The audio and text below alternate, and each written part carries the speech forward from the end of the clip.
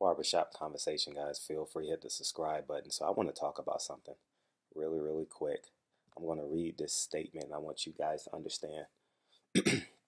Quote, McIntyre named IBF champion Earl Spence as the most attractive future foe for Crawford. Sean Porter, WBC, Keith Thurman, WBA, and the other two 147-pound champions wants to fight. Quote, we want after the champions, man, McIntyre said, who is quote-unquote Bomac. Continue to quote, there is no reason to be fighting number 6 dude or number 7 dude. Terence wants to fight the best fighters out there at 147. So I'm glad top-ranked president Todd LaBeouf is on this call because we'll put the heat on him. He's the one who makes the fights happen. We could go to ESPN and make those fights happen. He could go to ESPN and make those fights happen. Terence wants the fights to happen. Let's go. The only fights out there is the other champions. End quote. Now let that sink in, and I'll break it down for you guys really quick. Bomac and Terence Crawford has no power. They just get checks. They don't pick their opponent. They don't pick the destination. They don't pick when they fight. He just said Todd LaBeouf makes that happen. That's the difference. You understand what I'm saying? When you sign with a promoter as opposed to being a quote-unquote free agent and living paycheck to paycheck. You're living not knowing when the next fight is going to happen. Now Terence Crawford and Bomac, based off of this quote, is getting frustrated. They're either getting frustrated or deflecting. I'm uncertain of that. I don't know his energy. I didn't listen to the call. But I'll just say this. Terence Crawford, Bomac, you forgot that you got to play 3 days. In golf, you got to play 3 days, Friday, Saturday, and Sunday, right? You got excited because you were -2 on day 1 on the first 18. You forgot you had to do it over and over again. You forgot the long game. And I'm saying this respectfully.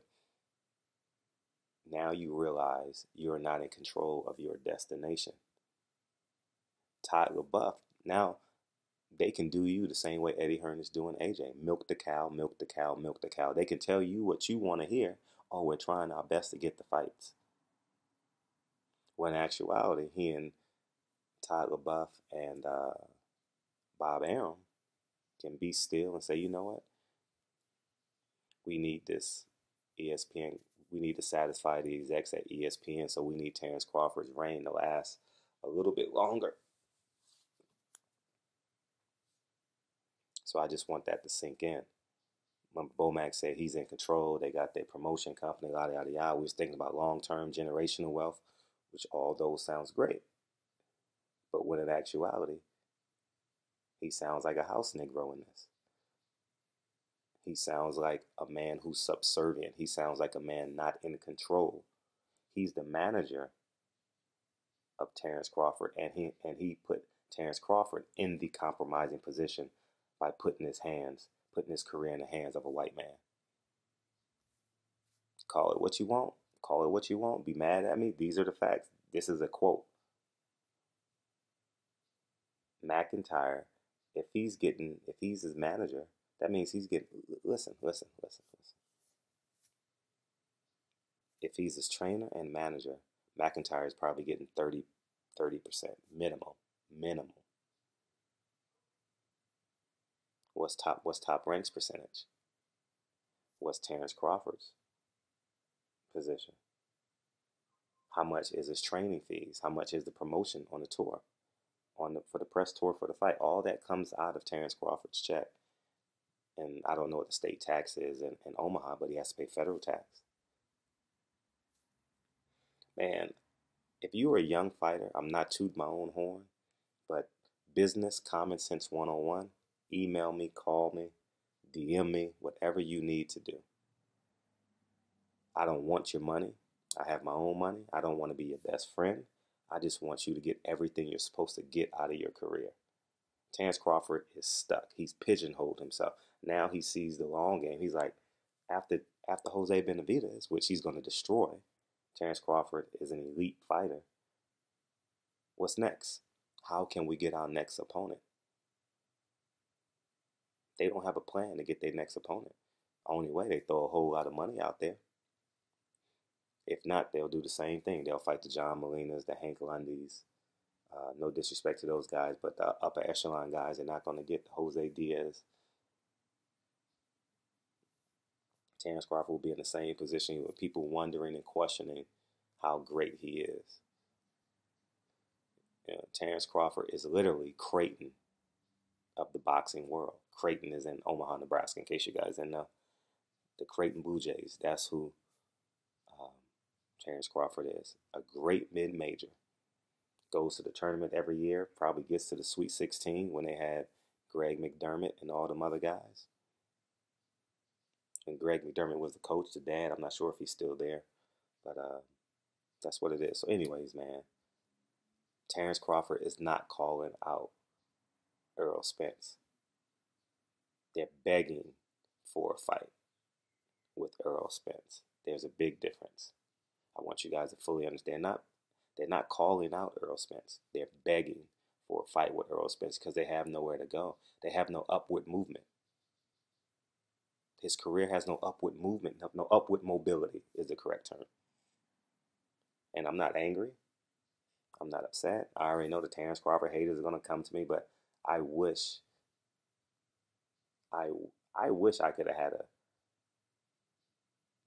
sit down in a conversation with Terence Crawford and just help him understand the long game. But you understand, the same thing I wish I would have a conversation with Terence Crawford, not for the same reasons, with Adrian Broner, with all these other guys. See the long game.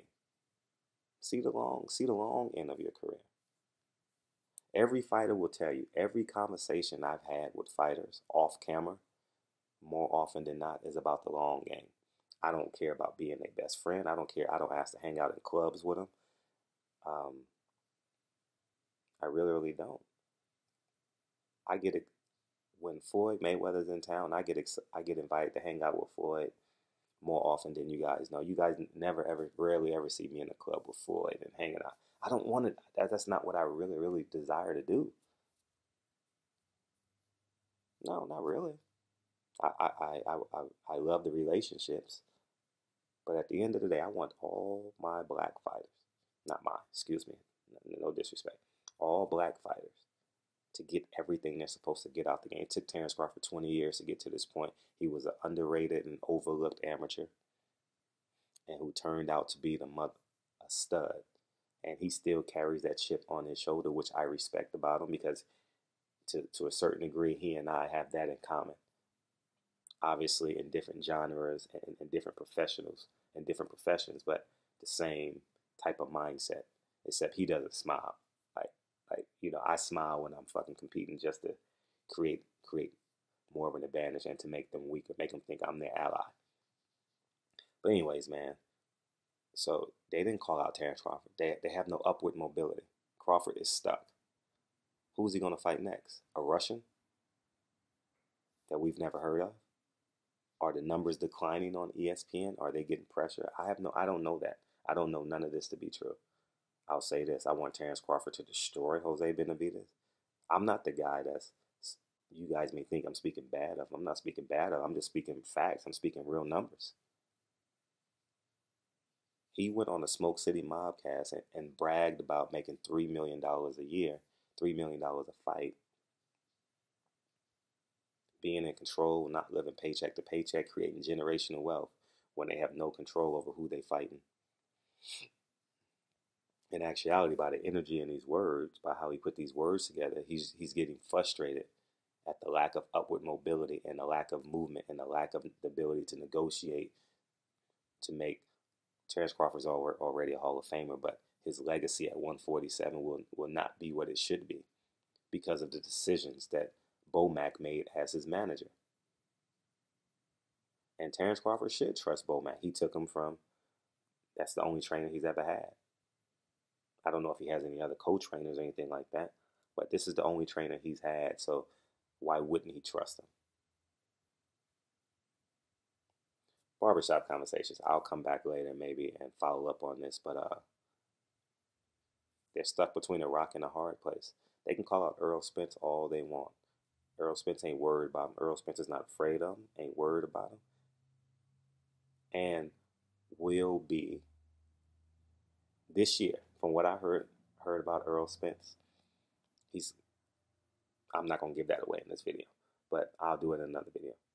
But you guys don't have to worry about Earl Spence not being active. He's gonna be active. He's gonna be prevalent. He's gonna get endorsements, and he's gonna have boxing world in the palm of his hands. And Terence Crawford and Bomac's gonna sit there and like, but we're the better fighter. We don't know that. We don't know that to be true. I think it's a 50-50 fight. I would lean more towards Earl Spence and breaking him down towards the body. I would lean more towards on that. But it's a great fight. It galvanizes the boxing world. Terence Crawford is A+. Earl Spence is A+. Does it get any better at 147? It doesn't get any better at 147. These are the facts. But Bomac and Terence Crawford are now in a compromised position.